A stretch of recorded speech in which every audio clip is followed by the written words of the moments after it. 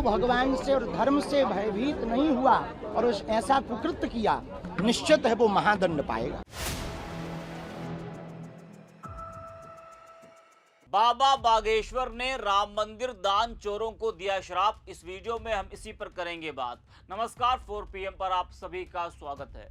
दोस्तों, राम मंदिर में दान चोरी का मामला अब लगातार सियासी रंग पकड़ता जा रहा है। सबसे बड़ी बात यह कि अब इस मुद्दे पर सिर्फ विपक्ष ही नहीं बल्कि वो चेहरे भी खुलकर बोल रहे हैं जिन्हें अक्सर सरकार के करीबी माना जाता है। दोस्तों, राम मंदिर देश की आस्था का सबसे बड़ा केंद्र। करोड़ों श्रद्धालुओं ने विश्वास के साथ अपना चढ़ावा चढ़ाया, दान दिया, लेकिन अब उसी चढ़ावे में चोरी, जिसने पूरी व्यवस्था पर सवाल खड़े कर दिए हैं। अब सवाल सिर्फ विपक्ष नहीं उठा रहा है, अब वो लोग भी नाराजगी जता रहे हैं जो अब तक बीजेपी सरकार में लगे कई आरोपों पर शांत रहते थे। लेकिन अब वो लोग भी राम मंदिर दान चोरी पर खुलकर बोल रहे हैं, क्योंकि चोरी कहीं और नहीं बल्कि राम मंदिर में हुई है। जिस बाबा बागेश्वर धाम के पीठाधीश्वर धीरेन्द्र शास्त्री को अक्सर सत्ता के करीबी माना जाता है, जिनके लिए पीएम नरेंद्र मोदी ने सार्वजनिक मंच से छोटा भाई जैसे शब्द कहते, अब वही धीरेन्द्र शास्त्री चढ़ावा चोरी करने वालों पर खुलकर नाराजगी जता रहे हैं। उन्होंने ऐसे लोगों को श्राप दिया और कहा कि भगवान के धन में हाथ डालने वालों का कभी भला नहीं होगा। जी हां, राम मंदिर चढ़ावा चोरी मामले पर बागेश्वर धाम के पीठाधीश्वर धीरेन्द्र कृष्ण शास्त्री का बड़ा बयान सामने आया है। उन्होंने भोपाल में कहा कि इससे राम भक्तों की श्रद्धा और धार्मिक सनातन परंपराओं से जुड़े लोगों को आघात पहुंचा है। उन्होंने कहा कि भगवान राम का चढ़ावा चोरी करने वाले लोग महादंड पाएंगे।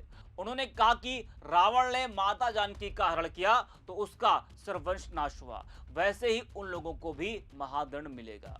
बाबा बागेश्वर ने यह भी बता दिया कि मंदिर प्रबंधन का कामकाज किसे सौंपा जाए। धीरेन्द्र शास्त्री ने कहा कि इस घटना के बाद राम मंदिर सेवा का काम संत परंपरा के लोगों को ही सौंपा जाए। यह कुकृत्य जिन्होंने किया, हमने पूर्ववत कहा कि भगवान राम जी के यहाँ पर रहकर इस प्रकार का कृत्य करने वाले व्यक्ति महादंड पाएंगे।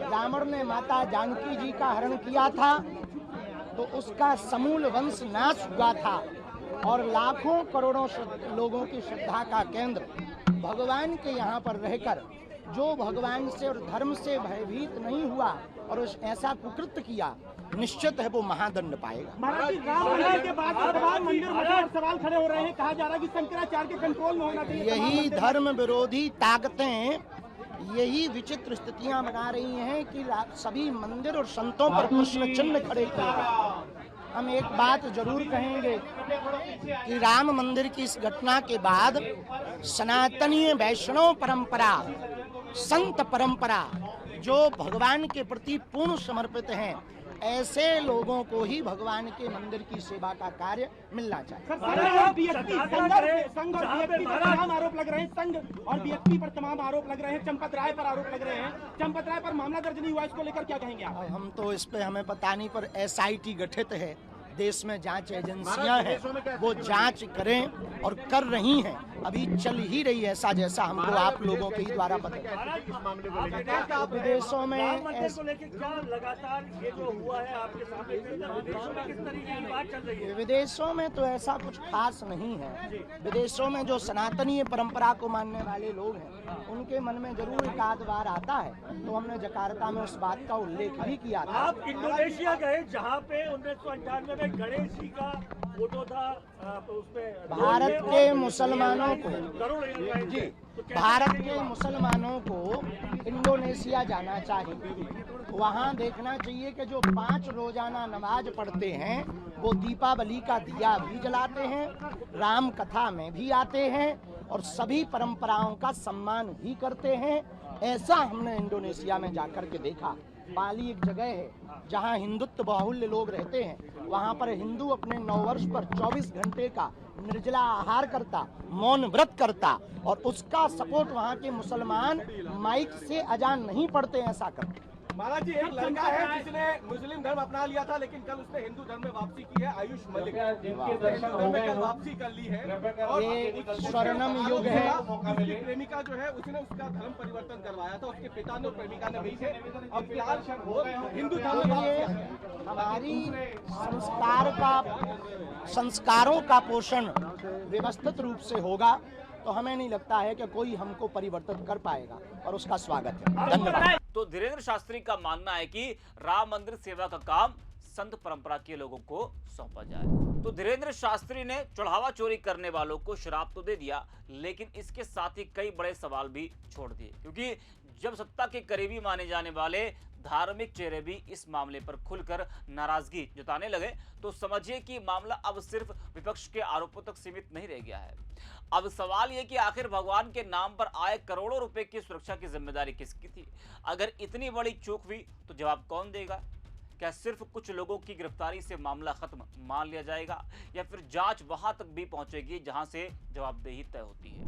विपक्ष लगातार सरकार को घेर रहा है और कह रहा है कि जब राम मंदिर के निर्माण का राजनीतिक श्रेय लिया गया तो अब दान चोरी के मामले में जवाबदेही से पीछे क्यों हट रहे हैं? दूसरी तरफ सरकार का कहना है कि कार्रवाई हो रही है और जांच निष्पक्ष तरीके से आगे बढ़ रही है। लेकिन जनता की नजर अब सिर्फ एक बात पर है, क्या इस मामले में पूरी सच्चाई सामने आएगी, या फिर कुछ छोटे चेहरों पर कार्रवाई करके इस पूरे विवाद पर पर्दा डालने की कोशिश होगी? क्योंकि मामला सिर्फ पैसों का नहीं है, करोड़ों श्रद्धालुओं के विश्वास और आस्था का है, और ऐसे मामलों में सवाल उठना भी स्वाभाविक है।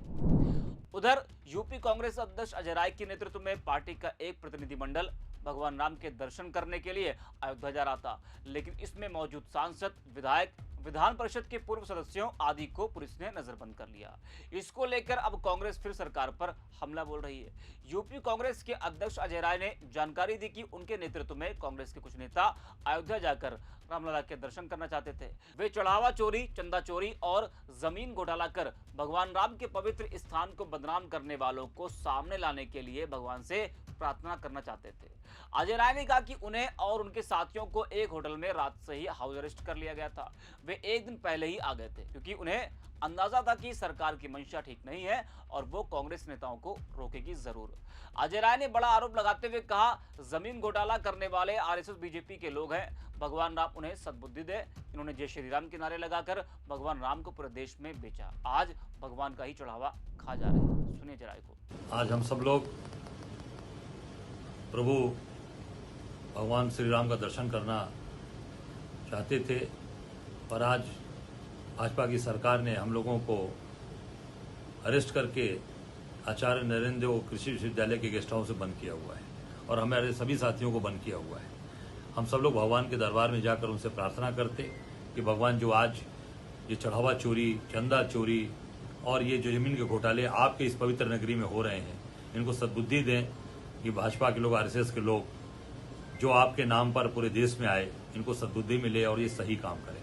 पर उस वहां जाने से भी भाजपा सरकार घबरा गई। ये जानती है जो चढ़ावा चोरी करने वाले लोग, उनकी पोल खुलेगी, इस नाते हम लोगों को रोका गया है। हम सब लोग की मांग है कि ये जो छोटे कर्मचारियों को जो जेल भेजा गया, इनका पुलिस रिमांड ले, इनसे पूछताछ करे, और जो बड़े लोग हैं, निपेंद्र मिश्रा जो चेयरमैन है, जो प्रधानमंत्री के प्रधान सचिव रहे 5 साल, अनिल मिश्रा जो उस भ्रष्टाचार में लिप्त हैं, चोरी में, गोपाल राव, चंपत राय, बंसल और एक गोविंद गिरी, ये सब लोगों के खिलाफ मुकदमा दर्ज हो, उनको जेल भेजा जाए, उनके खिलाफ कार्रवाई हो और ट्रस्ट को तत्काल भंग किया जाए। ट्रस्ट जो है वो परम पूज्य शंकराचार्य के द्वारा वहां पे लोग नामित हों, जो धर्म के लोग हों, अयोध्या वासी खास करके उसमें अयोध्या के लोगों को, क्योंकि भगवान राम की सेवा अयोध्या के लोग करते चले आ रहे हैं पीढ़ियों से, अयोध्या के लोग उसमें शामिल हो ट्रस्ट में, यह हमारी मांग है। और तत्काल इन चोरों को, जो चढ़ावा चोर हैं, चंदा चोर हैं, जो भगवान राम का पैसा खा गए, माँ के आंचल का पैसा खा गए, जो माँ अपने आंचल में पैसा बांधकर पल्लू में जाकर चढ़ाती है, उसका पैसा खा गए, इनके खिलाफ तत्काल कार्रवाई हो, ये मेरी मांग है। तो सुना आपने किस तरह से विपक्षी नेताओं को रोका जा रहा है। अब विपक्ष सवाल पूछ रहा है कि आखिर डर किस बात का है? अगर सरकार और प्रशासन ने सब कुछ पारदर्शी तरीके से किया है, अगर दान चोरी के मामले में निष्पक्ष जांच हो रही है, तो फिर विपक्षी नेताओं के दौरे को लेकर इतनी सख्ती क्यों दिखाई जा रही है? क्या सरकार नहीं चाहती कि विपक्ष मौके पर जाकर सवाल उठाए और अपनी बात जनता के सामने रखे? ये सरकार नहीं चाहती कि विपक्षी नेता भगवान राम के दर्शन करें?